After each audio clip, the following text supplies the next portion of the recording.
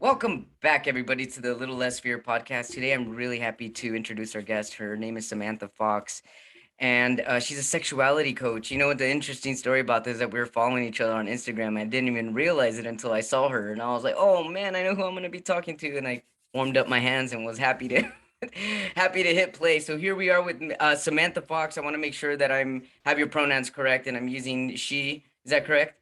Yes, she, her, yes. Awesome. Well, welcome to a Little Less Fear podcast. Tell us a little bit about yourself. Hi, everybody. I'm so excited to be here. So I am a marriage and family therapist. I've been in private practice for about 12 years, and I also coach women coming out later in life. So I love helping women on this journey from possibly having no idea about their sexuality and just thinking there's something wrong with them because they're just not feeling it with guys, to being fully embodied and fully out as whatever they want to identify as. And yeah, so that's a very short nugget of about me. I really appreciate what you do. I don't know how many people tell you this, but thank you so much for doing what you do to help women, empower women to come out and embody who they really are from the inside and out. I guess I'm curious, what came first, marriage and family therapy or being a sexuality coach? Or Yeah. So first, before all of that came my life experience of this, where I came out later in life. And from that point in time, I went back to school and got my master's degree to become a therapist. And as soon as I was licensed as a therapist, I started advertising for a group called Curious Questioning and Coming Out, which is the name of my your coaching website? program. Yeah. Yeah. And so that's been in place for many years now. It's over 12 years. So they kind of came together. I would say my interest in working with couples and, dynamics and relationships had a lot to do also with sexuality. So I've always been interested in sexuality and helping people with sexuality, even in my therapy practice, sex therapy, working with couples. So kind of all together, but the coaching program for women coming out later has really come together in the last year. How did that come together? Well, as I said, so since 2010, I've had a group on my website, on my therapy website, called Curious Questioning and Coming Out. Hmm. So I've had women contacting me over the last 12 years, wanting to be part of this group, wanting to explore their sexuality. And I live in New York City, so I was limited to only working with people that were in New York City. And I was That having is a really, limited. yeah. So it was limiting, and I also had a very thriving practice, and I was having a hard time finding space. Like, where am I going to do the group? How am I going to make this happen? I'm going to have to give up therapy time to make it. So it all got very confusing, and I really struggled. I took a lot of those women into my private practice and worked with them. So I still worked with many people, but I just wasn't running the group. And then over the course of the pandemic, all of a sudden, all my work switched to being online. I was seeing all of my clients online. And I realized, oh, wow, I can actually work with women globally as a coach, now, and I can make this happen. And so I just started to put together lessons and modules and, ways to work through this that I knew would help women, and videos. And I started just getting out onto Instagram and marketing myself, and it's come together beautifully. It sounds beautiful. I know back when I was identified as a lesbian and I was in my 30s, the only way for women to get together was like Dinah Shore or like all women weekends, but it really wasn't therapeutic. It was more of a hookup place, you know? Yeah. And it to me, I mean, looking now that I'm 42, I really wish I would have had a therapeutic model or module or modality to help me through it and be happier that way with myself inside and out and in public. It just yeah. Yeah, I mean, especially now with the internet, it's just pretty awesome that you can get so many people together all at once. It really is. And it's great. It's women from all over and from different countries. And, we navigate the time zones and whatnot. But it's just amazing to see, women really worldwide struggle with this and really suffer from not knowing and not having the choice to be who they are. And so I feel very lucky. I love this work. I get so much out of it. It's like having come full circle for me to be able to give back to the community in this way. Susan, how do you handle when a female tells you, you know what, I'm in my 50s now, and I've never liked being with men, and now I'm curious. What happens when you get the curious question? Yeah, I mean, I love the curious question because I always say everything starts with curiosity, right? It's It's true. when we don't have any curiosity, that's when we're really stuck. So if True. someone's curious, that's actually where I start my program, is with curiosity. And what does curiosity mean to you? What did you learn about curiosity growing up? Um, and Wow, that's a really, really good question. yeah. I don't think I've ever asked anybody that question. I guess, where does curiosity take you, right? Yeah, and a lot of people learn that, being curious is dangerous. Like, don't ask too many questions, don't make other people uncomfortable. When you're little and you're a little kid and you notice things happening in your home, but you don't understand them and you're curious and you start to ask questions, sometimes you get shut down, you get sent to your room, Yeah, you get shamed. And right. so we quickly learn that being curious is really unsafe.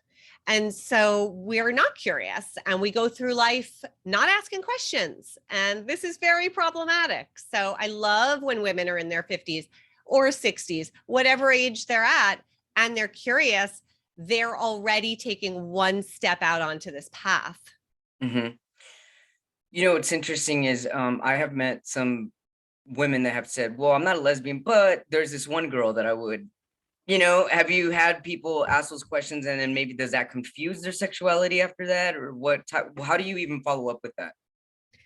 Yeah, I mean, I think that's where kind of the labels come in, right? Where people are kind of like, um, I one time I had a crush on somebody, but I'm straight, and it's like, okay, well, if you had a crush on somebody, straight people don't have crushes that have romantic or sensual sexual feelings toward other genders. So let's just say you're not straight. And I mean, depending on the person, that a lot of people can accept the not straight, especially women. I think women are a little bit easier to, I don't know, just accept that there is fluidity in their sexuality. I believe there also is a lot of fluidity for men, right? It's not just a Absolutely. female thing. Right. It's a human thing.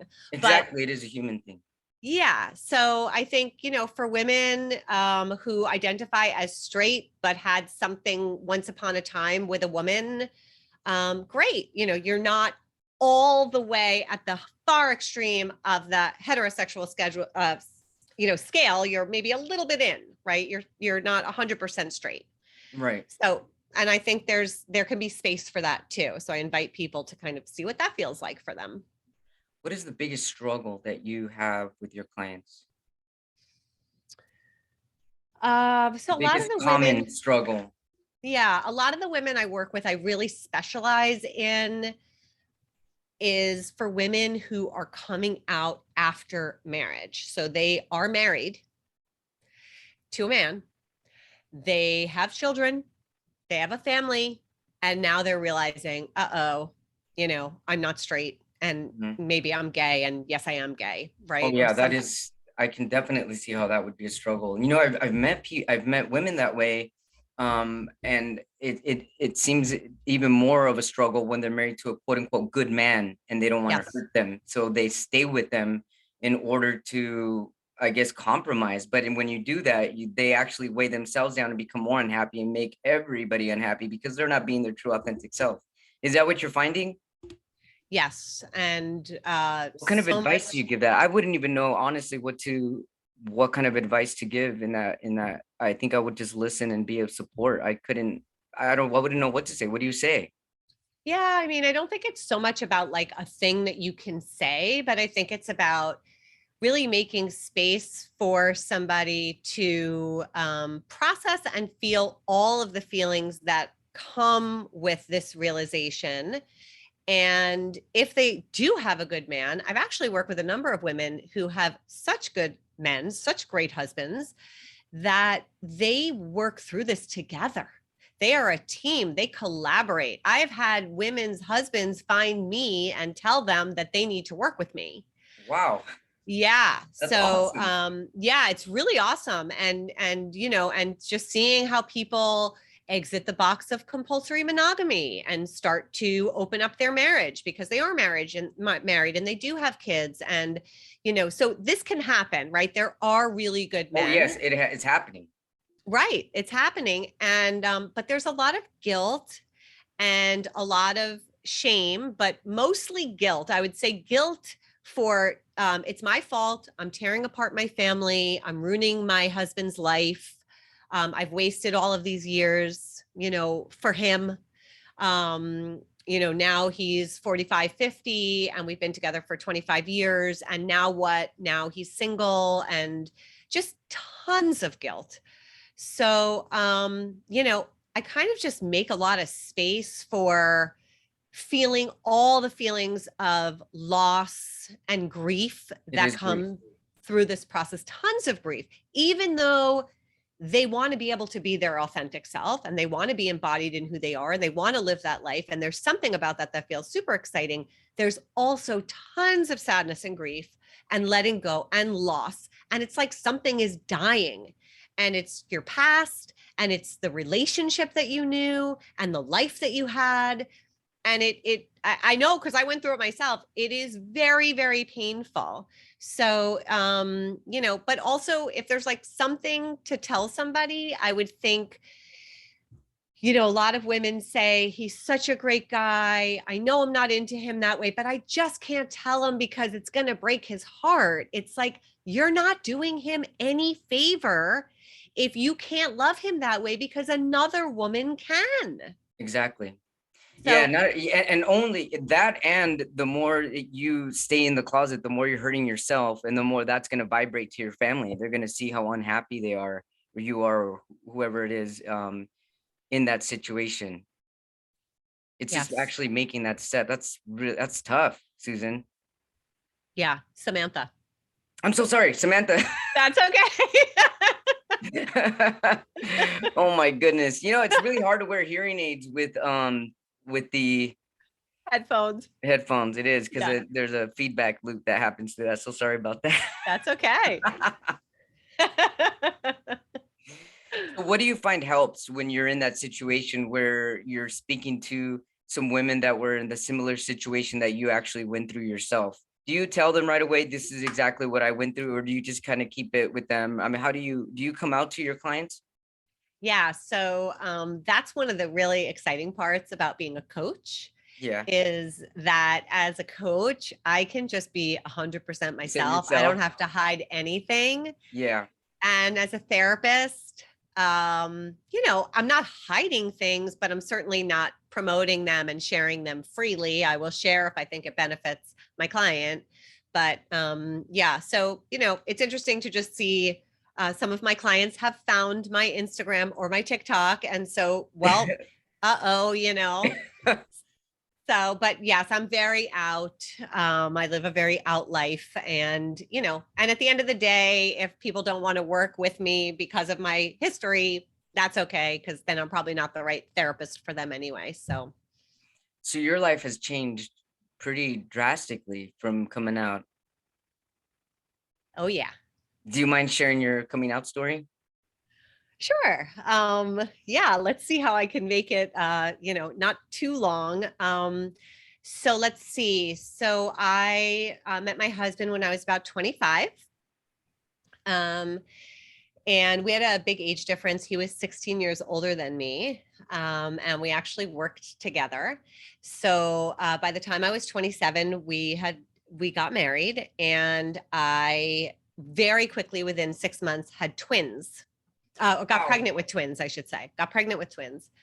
Um, and while I was pregnant with them, that was the first time I had any awareness that I might be gay.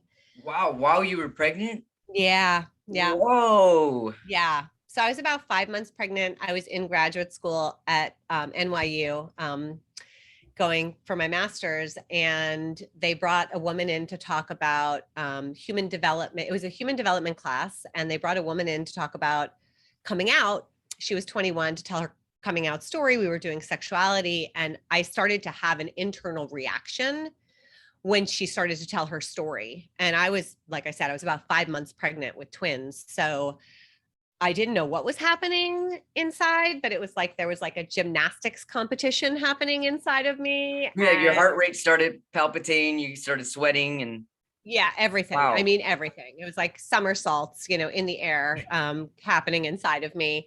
And I just very quickly shut it down and really disconnected from it. I Yeah, would well, you say, probably really didn't understand it either, especially being pregnant. Is this my pregnancy or is this normal for being pregnant? Wow, what a how confusing that must have been for you. yeah, I mean, I didn't even take that much time to think about how confusing it was. It was just like, whatever's happening, it's Shut not down. okay. This has got to go. Like, I am pregnant with twins, 5 months pregnant with twins. So I really just shut it down. I locked it up. Like, it was super in the closet. Wow. Um, and then I had two wonderful boys. And then I got Congratulations. pregnant again and had another child. I had a daughter, and it was, um, she was about 18 months old when 9/11 happened. And there was something about 9/11 for me that was my catalyst. Um, Oh. yeah. In the same way that I think COVID has been a catalyst for many, many women. Mhm. So for me, I was in New York City. My children were babies. My ex-husband then was traveling extensively. He was away many months out of the year traveling for work.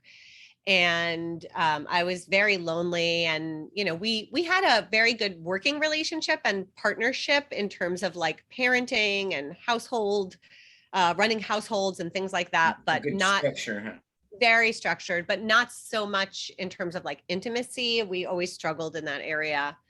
So 9/11 happened, and it was the thing that just shook me up and said, you might not be here tomorrow.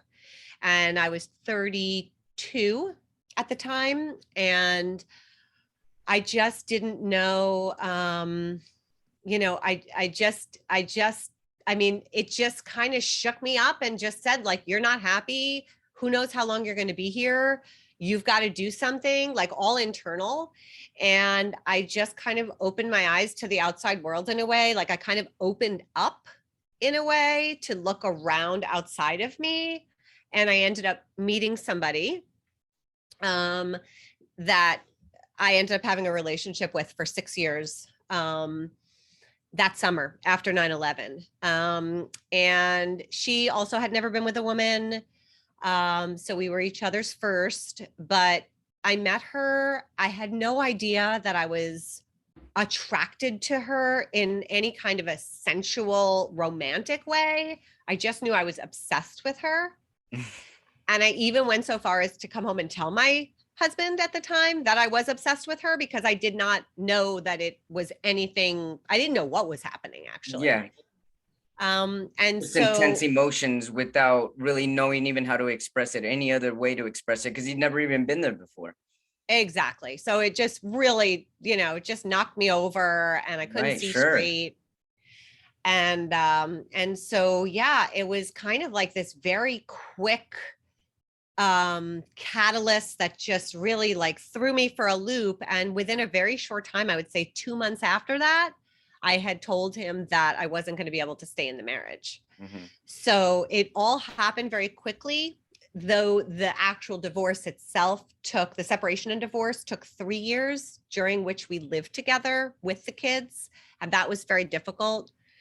And then, I moved on and moved out, and got a second home for me and the kids, and finished my education and went back to work and whatnot. But I mean, it was really quite something. Oh yeah, sounds like it. And how do Yeah. you feel now? How's everything now? I mean, fabulous, Yeah, you're definitely gleaming. I see your Yeah. bright light all around you. Yeah, no, it's really, I mean, it's been quite a journey, and I always say it's not one for the faint of heart. I mean, it takes a lot of work.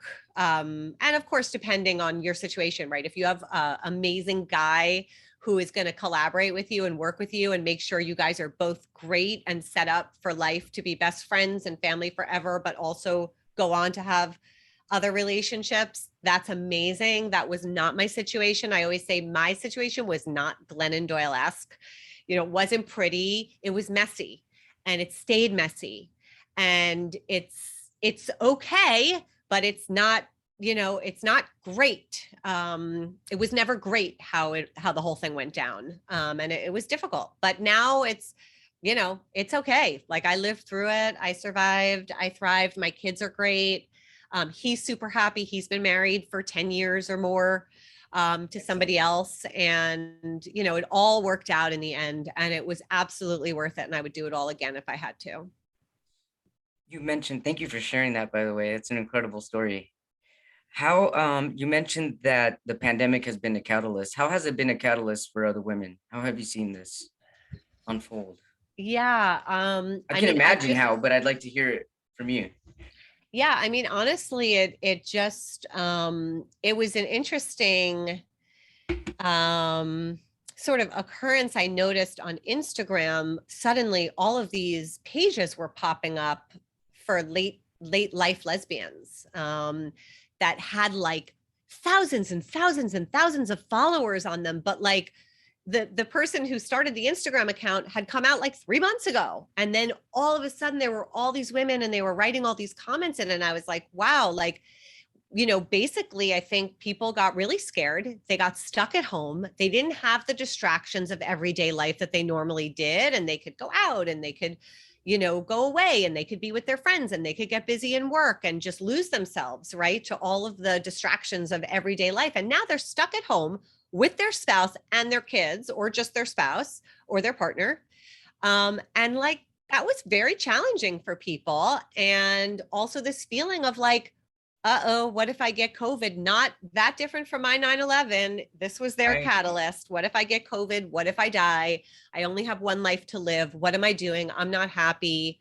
And then, I think also a lot of it is like getting the word out. So the more people that were on Instagram and talking about it, and the more accounts that popped up, and the more TikTok people that went on to talk about being out, the more women started hearing about this. And it was like, as they started to hear about it, they started to also connect to themselves more. So it just became this sort of domino effect of women, tons and tons of women, coming out, really during COVID. I got to tell you, this is the first time that in over almost 80 episodes that I get teary-eyed and emotional with a podcast. Yeah, this is the first time I'm feeling a knot in my throat. What you've made me realize is that it took me, I mean, coming out as trans, it took me also being in a life or death situation. It's like, why does it take life or death for you to be happy, for you to make that decision, And it was me dying from my disease, and I thought, I'm not gonna live the rest of my life in this body. I have to be myself. And it's the same thing with you with 9/11, the same thing that you're telling me with the pandemic. It's like, what can we do to uplift people to be their greater self without it having to take death as the other option? Yes. Yes. Yeah. Yeah.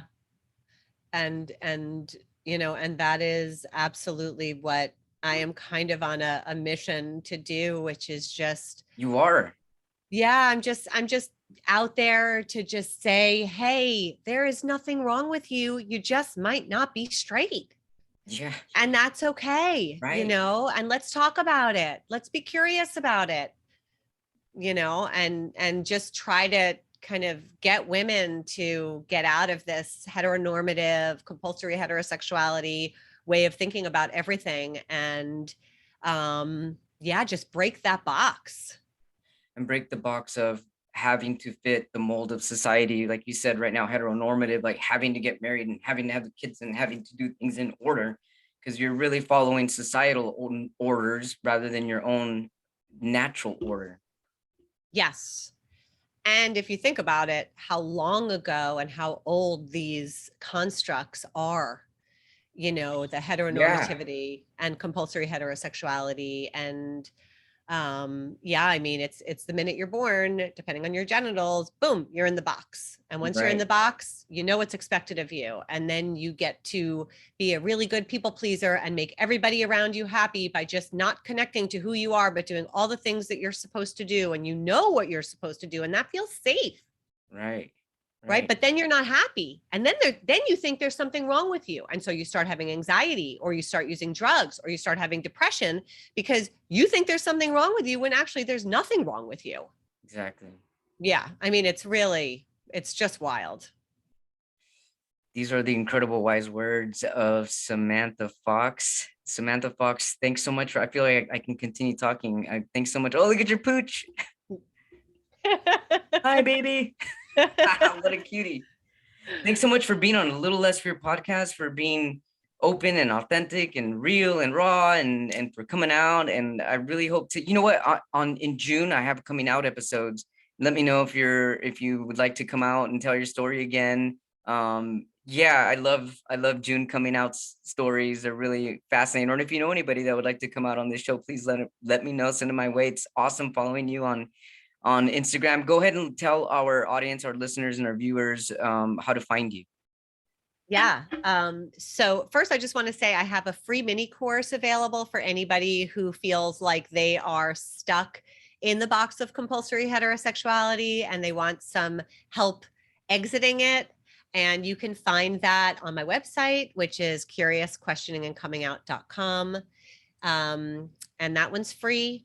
You can also find me on TikTok at the just lesbian curiosity coach, and I am on Instagram at curious questioning coming out, no and I have programs to work one-on-one with women, and I also have group programs for women where you could be in community of women all going through similar things and work together to break out, be yourself. Incredible. Thank you so much. You're the first sexuality coach that I have talking openly about this on the show. I really appreciate it. And I'm definitely gonna keep sending people your way when I come across it. Thank you so much for being on a Little Less Fear podcast. And I hope you have a beautiful day. Thanks so much, Lino. I really appreciate your time. Thanks so much. You're welcome. Thank you.